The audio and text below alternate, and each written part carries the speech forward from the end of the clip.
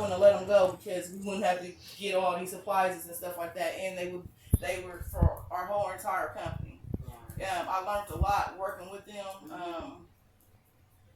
But you live and you learn. They can't be the best if I was out working them. I felt like I was doing better than them. So and I was. We're still standing, but they had their own doctor, with Tammy, a visiting doctor, and then a nurse came every week. You know what I'm saying? Right. And they did wound care, all of that, and they're not against us. They are part of our team. Right. So not like the other people that work, with your clients and stuff like that. That's outside. That, say for instance, if you're not there, they'll call the state and be like, "Hey, where's the aid at?" Or da da da da. So these people, once you become a team with a hospice or any other medical professional, you're a team. You don't violate each other. You work together. You stand by each other through good times and bad times. So that's what we do. I'm going to take the patient side over a medical professional because you should have the skill to still provide quality care, regardless if this patient is just somebody you can't deal with. So, like, you had a situation to where, you found out some troubling, disturbing news, and you've done all this hard work or whatever, but, any other time, so this is just my growth. Like, you can see my growth, how you helped me. I was like, well, let's just pray about it. Let's just keep providing care. And we'll cross that bridge when it comes, and then look, the whole situation turned around. So if you get everybody on the same accord, it's going to happen. You can't have one person positive and the next person negative because it's just going to crumble. So this with the laws, so we don't go.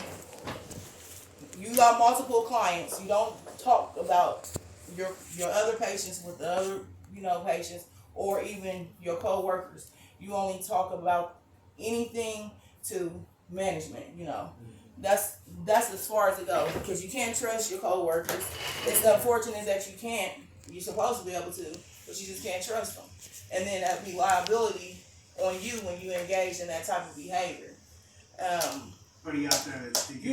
Patients are very manipulative to get what they want out of you, what they want out of anybody. They will just keep, an ounce of prevention, aggravating you or instigating the situation. Especially if you're there, but they really want somebody else, they're gonna do whatever it takes to get their way. We've been dealing with this for over a year. I know I've been dealing with it for over 2, so I know you well over 1, so it don't get no better, it just get worse. So your skill has to get stronger. The way your communication is, communication, professionalism. So, just a little over $1 million. I'm working on it. So, if a patient asks about another coworker, we cannot tell them anything. Just like if they ask you about another patient, say they got Betty Sue. Betty Sue is their best friend. They haven't heard from her in a whole month. They want to know what's wrong with her. Sometimes 9 times out of 10 is just a test anyway to see how far you will go because people are real big on trust. So if you told something about Betty Sue, they're not going to trust you with taking her dog outside. Because these people are sick and they know how frail they become.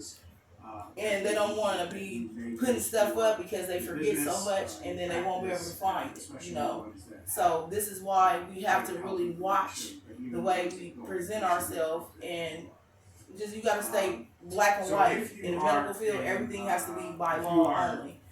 It can never be personal. I get in personal relationships because the more time you spend with a person, the more personal it's going to become, but you still have to follow those laws. So if they say, "Oh, it's raining cats and dogs," girl, I thought it was a cow.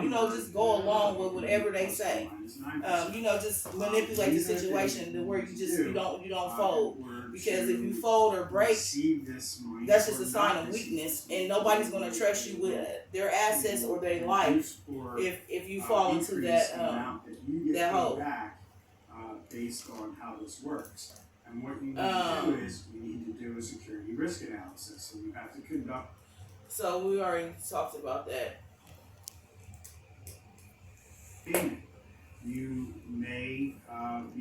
So penalties for charged with false Claims Act, which is a attestation penalty for what you were paid. So is if you were paid $1 million, your penalty could be $3 million. Again, blacklisted or banned from Medicare, Medicaid, and you can be charged with criminal Medicare. So this is the way that this has to do with billing and stuff like that. And like, so the fraud and stuff comes on when like people say that they're when they're not, or a person is calling in saying that they're not getting adequate care and they have somebody investigating. And all this goes again, I'm going to be without you even knowing that it's even being, you're conducted. being told that as long So as you early termination of a HIPAA audit is if if the state comes in and if you feel like one thing on their checklist, right? You feel the whole program. Because everything has to be taken seriously. Everything. You can't do things out of good faith or with good intention, because you just when it comes to another person's life, you can't work in our feelings. We have to work like kind of like police, the law. They supposed to protect and serve. Yeah. That's what we have to do. Let me tell y'all the situation. situation. This was back when I didn't have license. Amen. Thank you, Jesus. So I was on the highway. I had a Cherokee Jeep at this time, like your purple one. I had a red one. I remember that. You remember that? Okay, so I had slid down the highway. I'm getting off the exit in Pendleton, like coming off of 69, where that McDonald's and stuff is, coming back to Anderson. And the roads was it was just a slick, just a sheet of ice. And so, as I was coming down the ramp, my wheels just started spinning. Oh, wow. But it was another accident, like up the road. And so it was a cop coming. He doing he's trying to get through there as fast as possible, right? And he had his lights on. I'm like, I couldn't move. Like my tire, I don't even have my foot on the gas, and it's just spinning. Yeah. So, so when I looked at my rearview mirror, when I looked back straight ahead, I just knew that how the car was coming, that he was about to fly through my window, like my whole head. I just seen my life flash before me. So he went to the side. He went right, and to put his own life in danger, his car flipped over 1,000,000 times and everything. Then he stuck down in the ditch. He gets out of the car, after he rolled over and all that, a tow truck come and stuff. He came and checked on me first, right? But he didn't take me to jail or nothing. I didn't even have a license. So some people actually do, like, you got to have that instinct to protect the law. Like when people are sworn in, it's just about loyalty. Like, would he tell, this is like his fellow officers, the conversations that they have, like he died by that. Like it would have been his word. Like that was, like an honor, what I'm saying? Like a hero. So that's how you have to take the medical field, the same way. I never got to tell nobody that story either.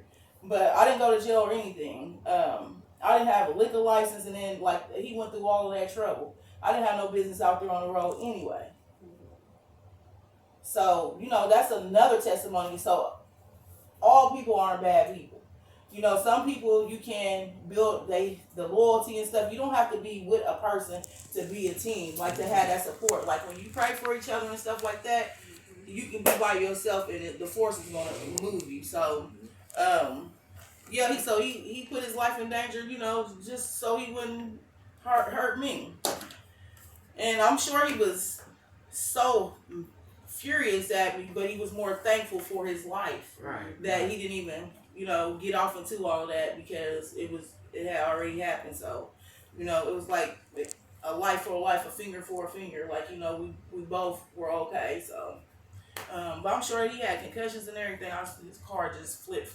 You know how that ditch goes. As soon as you come off that ramp, you know how it go. So he went to the right, and so it was like that. And he rolled over, and he was able to climb out the car, and so it's just the spirits. Like, so when you focus like that though, but I'm telling you, when I looked back. When I turned my head, I just knew it was over. Like when I was like, I don't have no time. Like I'm gone. But somebody else did. yeah. So This is how you have to act about our patients and about your coworkers. The longer this is going to take for you to reach a level where you're following a cybersecurity